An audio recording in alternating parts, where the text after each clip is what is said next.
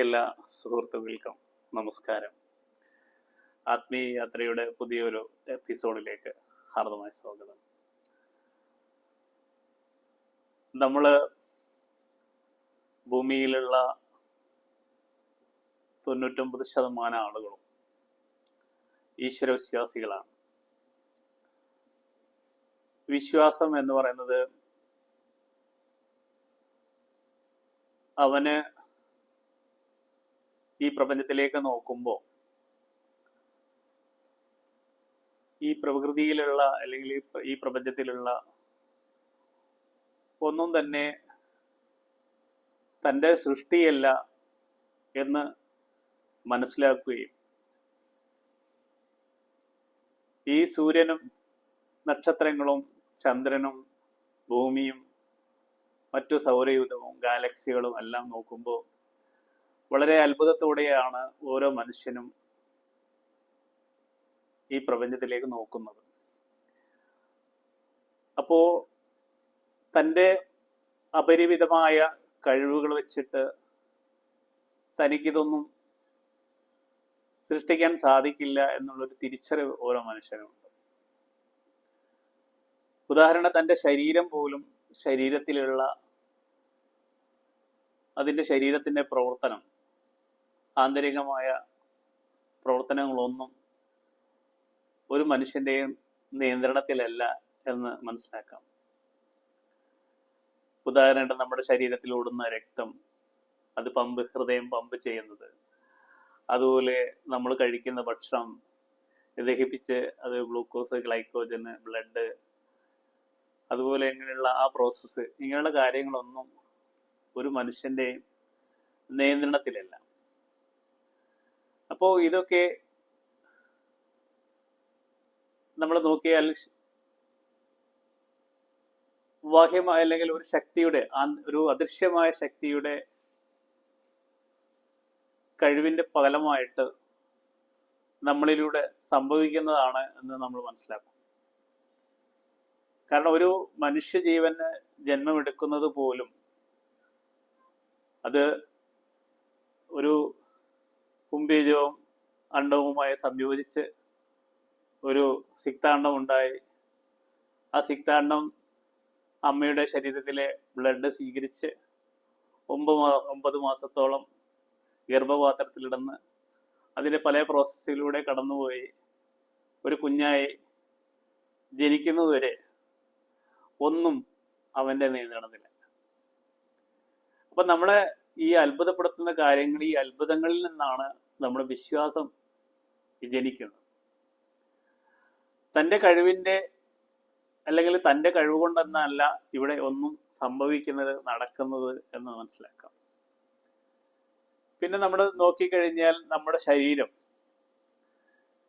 നമ്മുടെ ഒരു കുഞ്ഞ്, ഒരു സിക്താണ്ഡം ഉണ്ടായി, ആ സിക്താണ്ഡം സ്വീകരിക്കുന്നത് ശരീരത്തിലെ അമ്മയുടെ ശരീരത്തിലെ ബ്ലഡ് ഉപയോഗിച്ചിട്ടാണ് ആ കുഞ്ഞ് വളരുന്നത്. അപ്പൊ അതിന് കിട്ടുന്ന ആ സിക്താണ്ഡം വളർന്നു വരുന്നത്, ഒരു കുഞ്ഞായി മാറി വരുന്നത് ബ്ലഡ് സ്വീകരിച്ചിട്ടാണല്ലോ.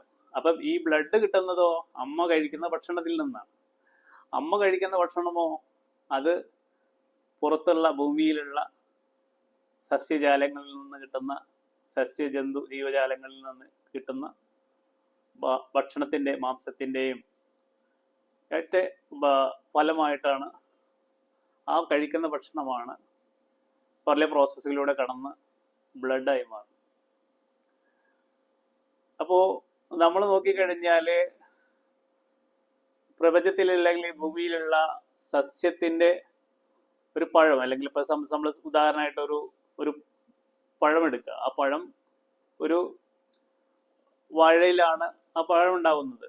ആ വാഴ എന്ന് പറയുന്നത് ഭൂമിയിലുള്ള വെള്ളവും വളമൊക്കെ വലിച്ചെടുത്തിട്ടാണ് അത് പഴത്തെ ഉണ്ടാക്കുന്നത്, ആ പ്രോസസ്സ്.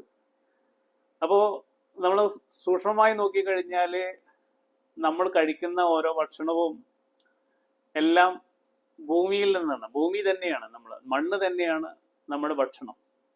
ആ പഴമായി മാറുന്നത് ആ ഭൂമിയിലെ മണ്ണും വെള്ളവും തന്നെയാണ്. അപ്പൊ നമ്മള് ബ്ലഡ് എന്ന് പറയുന്നത് ഭൂമിയിലുള്ള വെള്ളവും മണ്ണും തന്നെയാണ് എന്ന് മനസ്സിലാക്കാം. അപ്പൊ ഓരോ കാര്യങ്ങൾ നമ്മൾ സൂക്ഷ്മമായി നോക്കിക്കഴിഞ്ഞാല് നമ്മുടെ ശരീരം എന്ന് പറയുന്നത്, പഞ്ചഭൂത നിർമ്മിതമായ ഈ ശരീരം എന്ന് പറയുന്നത് ഈ ഭൂമിയിലുള്ള മണ്ണും വെള്ളവും ഒക്കെയാണ് നമ്മുടെ ശരീരമായി രൂപാന്തരപ്പെടുന്നത്. അപ്പൊ ആ കുഞ്ഞായിട്ട് നമ്മളിപ്പോ ഒരു വലിയൊരു മനുഷ്യനായി നിൽക്കുന്നതെല്ലാം ഒരു ഒരു ബീജവും അണ്ടവും സംയോജിച്ച് സിക്താണ്ഡമായി മാറി, അതൊരു ശിശുവായി മാറി, കുഞ്ഞായി മാറി, ജനിച്ച് അത് ഭൂമിയിലുള്ള ഭക്ഷണവും അല്ലെങ്കിൽ വെള്ളവും ഒക്കെ വലിച്ചെടുത്ത ഒരു സസ്യങ്ങളിൽ നിന്നാണ് ഇത്രയും രൂപത്തിലേക്ക് വലുതായി വരുന്നത് എന്ന് പറയുമ്പോൾ നമ്മൾ ഇവിടെ നോക്കിക്കഴിഞ്ഞാൽ എല്ലാം അത്രയും അതിസൂക്ഷ്മമായി നോക്കിക്കഴിഞ്ഞാൽ മനസ്സിലാക്കും നമ്മൾ നിയന്ത്രണത്തിലെല്ലാം ഒന്നും നടക്കുന്നത് മനസ്സിലാവും. ഈവൻ നമ്മുടെ ശരീരം എന്ന് പറയുന്നത് പോലും നമ്മൾ ഈ കാണുന്ന ശരീരമല്ല എന്ന് പറയാൻ വേണ്ടിയിട്ടാണ് ഞാൻ ഇത്രയും കാര്യങ്ങൾ പറഞ്ഞിട്ടുള്ളത്. ഇപ്പൊ നമ്മൾ നോക്കിയാൽ നമ്മുടെ ശരീരത്തിലുള്ള ഓടുന്ന ബ്ലഡ് ഓടണമെങ്കിൽ അതിന് ചൂട് വേണം. ഈ ചൂട് എവിടെ നിന്ന് ലഭിക്കുന്നു എന്ന് വെച്ച് കഴിഞ്ഞാൽ നമ്മുടെ അല്ലെങ്കിൽ സൂര്യനിൽ നിന്നാണ് നമുക്ക് ചൂട് ലഭിക്കുന്നത്. ഭൂമിയിലേക്ക് ചൂട് ലഭിക്കുന്നത് സൂര്യനിൽ നിന്നാണ്. സൂര്യൻ ഒരു ദിവസം പണിമുടക്കി കഴിഞ്ഞാൽ എന്ത് സംഭവിക്കും? ഭൂമിയിലുള്ള എല്ലാ സർവ്വചരാചരങ്ങളും നശിച്ചു. അപ്പം നമ്മുടെ ശരീരത്തിന്റെ ഒരു ഭാഗം സൂര്യനാണ് എന്ന് പറഞ്ഞാൽ നമ്മൾ സമ്മതിച്ചേ പറ്റൂ. സൂര്യന്റെ ചൂട് കിട്ടിയിട്ടില്ലെങ്കിൽ നമ്മുടെ ശരീരത്തിൽ ഒരു പ്രവർത്തനം നടക്കില്ല. നമ്മുടെ മാത്രമല്ല, ഭൂമി പോലും ഇവിടെ ഉണ്ടാവില്ല. കാരണം ഭൂമിയുടെ ഭ്രമണം എല്ലാം സൂര്യനെ ബേസ് ചെയ്തിട്ടാണ്. അപ്പൊ നമ്മുടെ ശരീരം എന്ന് പറയുന്നത് ഒരു ചെറിയ വ്യക്തിഗത ശരീരമല്ല, ഈ സമഷ്ടി ശരീരമാണ് എന്ന് പറയാൻ വേണ്ടിയിട്ടാണ് ഞാൻ ഇത്രയും ഔട്ട്ലൈൻ പറഞ്ഞിട്ടുള്ളത്.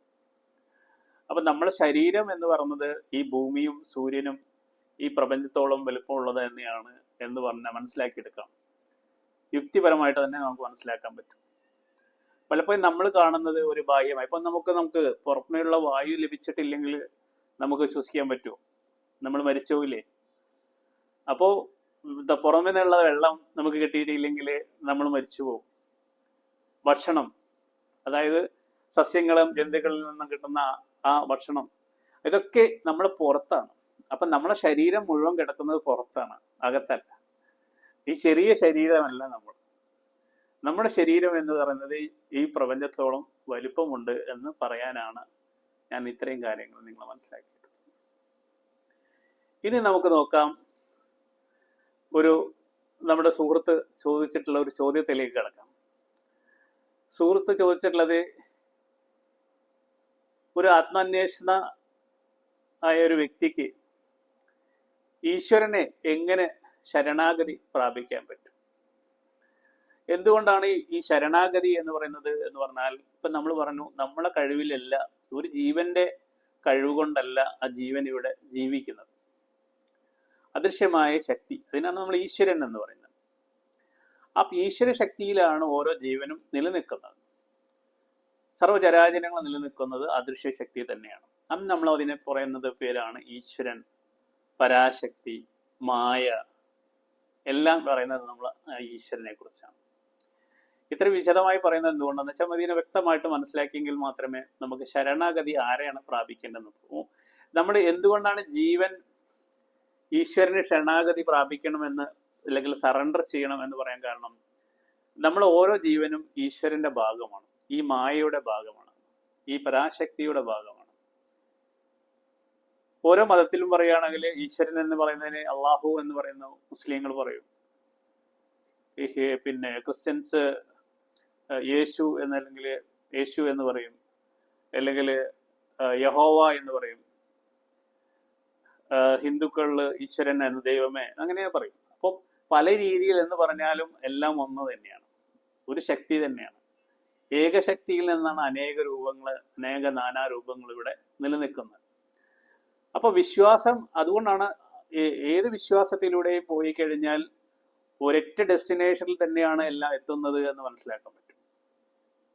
അപ്പൊ നമ്മൾ ഈശ്വരനെ കുറിച്ച്, ഈശ്വരനിൽ ശരണാഗതി പ്രാപിക്കാൻ പറ്റൂ എന്ന് സുഹൃത്ത് ചോദിച്ച ചോദ്യത്തിനെ ബേസ് ചെയ്തിട്ട് നമുക്ക് സംസാരിക്കാം.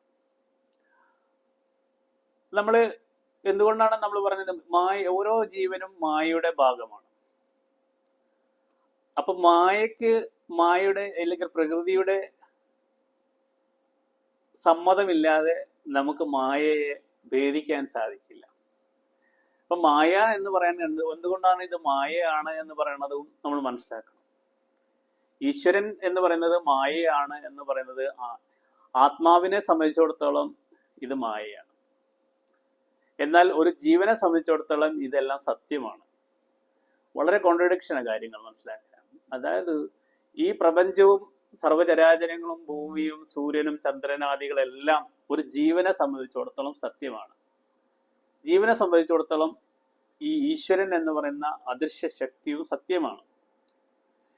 പക്ഷെ ജീവൻ തൻ്റെ പ്രാരാബ്ദങ്ങളിൽ നിന്ന് എല്ലാം മുക്തനായി മോക്ഷത്തെ ആഗ്രഹിക്കുമ്പോൾ ഈ ശക്തി അല്ലെങ്കിൽ ഈശ്വരൻ അല്ലെങ്കിൽ മായാശക്തി ഇതിനെ സ്വതന്ത്രമാക്കാൻ തയ്യാറാവണമെങ്കിൽ അതിന് ആ ജീവൻ പരിപക്വത വന്ന് പൂർണ്ണമായിട്ടും തനിക്ക് ഈ ഭൗതികമായ ഈ ലോകം ഇതില്ലെങ്കിൽ സംസാരം തനിക്ക് ആവശ്യമില്ല, തനിക്ക് മോക്ഷമാണ് വേണ്ടത്, തനിക്ക് നിർവ്വാണയാണ് എന്ന് പൂർണ്ണ ബോധ്യം വരുമ്പോൾ മാത്രമേ ഒരു ജീവൻ ഈശ്വരന്റെ ശരണാഗതി പ്രാപിക്കുകയുള്ളൂ.